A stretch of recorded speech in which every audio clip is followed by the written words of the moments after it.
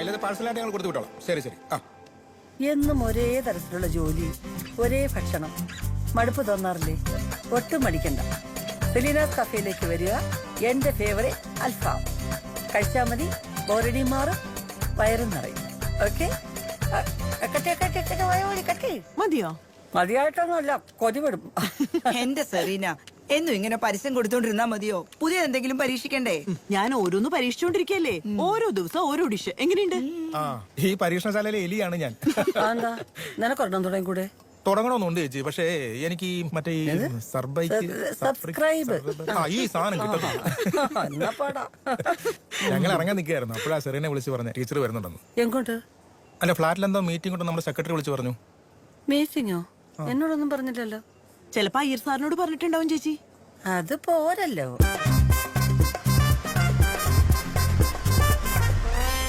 അതുപോലെ തന്നെ നമുക്കൊരു ഫുഡ് കൾച്ചർ ഡെവലപ്പ് ചെയ്തെടുക്കണം. നമ്മളെ സംസ്കാരം തന്നെ അങ്ങ് നശിച്ചുകൊണ്ടിരിക്കുക. നമ്മുടെ ആഹാര രീതി, വസ്ത്രവിധാരണം എല്ലാം. ഒരു പട്ടാളക്കാരനെന്ന നിലയിൽ ഐ സപ്പോർട്ട് ഇറ്റ്.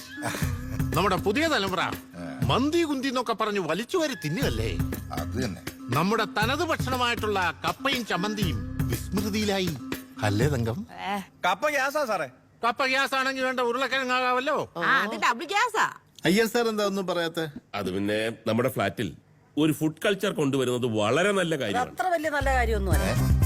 തൽക്കാലം നിങ്ങളെ ഫുഡ് കൾച്ചർ ഒന്ന് മാറ്റി പിടിക്കും. ഭക്ഷണ സ്വാതന്ത്ര്യം എല്ലാ മനുഷ്യർക്കും ഉണ്ട്. ഇപ്പൊ എനിക്ക് ഷമീറിന്റെ കടയിൽ നിന്ന് ഒരു ചിക്കൻ പൊരിച്ചത് വാങ്ങിച്ച് കഴിക്കണമെങ്കിൽ നിങ്ങളുടെ പെർമിഷൻ വാങ്ങിക്കണോ? അതോ ഞാൻ അവിടെ പോയാൽ കഴിക്കാവുള്ളൂ? വിഷമില്ലാത്തതും വൃത്തിയുള്ളതുമായ ഭക്ഷണം കഴിക്കണം എന്നൊരു ജാഗ്രതാ നിർദ്ദേശം കൊടുക്കുന്നത് എന്തുകൊണ്ടും നന്നായിരിക്കും. എന്താ? ഇനി അജണ്ടയിലെ അടുത്ത ഭാഗം എന്താണാവും? പൂന്തോട്ടം. അതവിടെ നിക്കട്ടെ. ഈ ഫ്ലാറ്റില് ഒരു വിമൻസ് വിങ് ഉണ്ടാവേണ്ടത് അത്യന്താപേക്ഷിതമാണ്. ഞാനതുമായിട്ട് മുന്നോട്ട് പോകാൻ തീരുമാനിച്ചു കഴിഞ്ഞു. അപ്പൊ എന്താ നിങ്ങളുടെയൊക്കെ അഭിപ്രായം? അത് നല്ല അഭിപ്രായം. അങ്ങനെയാണെങ്കിൽ ഞങ്ങളുടെ പ്രസിഡന്റ് ആയിട്ട് പ്രൊഫസർ ജാൻസി മാഡം മതി. അത് മതി. അത് മതി. എന്റെ അച്ഛനാണ്. വിമൻസ് വിങ് അവിടെ നിക്കട്ടെ. നിങ്ങൾ പൂന്തോട്ടം എടുക്ക്. പൂന്തോട്ടോ? അതെന്താ? നമ്മളെ ഫ്ലാറ്റിന്റെ ബാക്കില് പിള്ളേര് കളിക്കുന്ന കുറച്ച് സ്ഥലം വെറുതെ കിടപ്പുണ്ട്. അവിടെ നല്ലൊരു പൂന്തോട്ടം കെട്ടി പേരിടണം.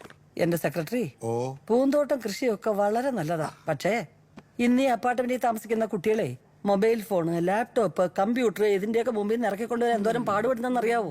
അതിന്റെ ഇടയ്ക്ക് ആകപ്പാടെ കളിക്കാൻ കിട്ടുന്ന കുറച്ചൊരു സമയം, കായികമായിട്ടുള്ള ഒരു വ്യായാമം, അതും ഇല്ലാതാക്കാനുള്ള ശ്രമമാണോ? അത് ശരിയാണല്ലോ. പൂന്തോട്ടം കട്ട് നന്നായി. അല്ലെങ്കിൽ വെള്ളം ഒരു നടു ഒടിഞ്ഞു. വന്നു. ഇതുവരെ ജിമ്മി വന്നില്ല. ആണ്ട സാറ് താക്കോല്. അല്ല, സാറ് വന്നില്ല, ജിമ്മി താക്കോലും എന്ന് പറഞ്ഞതാ. ഞങ്ങള് പാർക്കിന് നല്ലൊരു പേരും കണ്ടുവച്ചിട്ടുണ്ട്. Chhatrapati Shivaji national park. National പാർക്കോ? ഈ നാഷണൽ വിട്ടൊരു കളിയില്ലല്ലേ? എല്ലാവർക്കും ഇഷ്ടമുള്ള ഒരു പേരല്ലേ, അവരത് ഇട്ടോട്ടെ. നിനക്ക് എന്തിന്റെ കേടാ?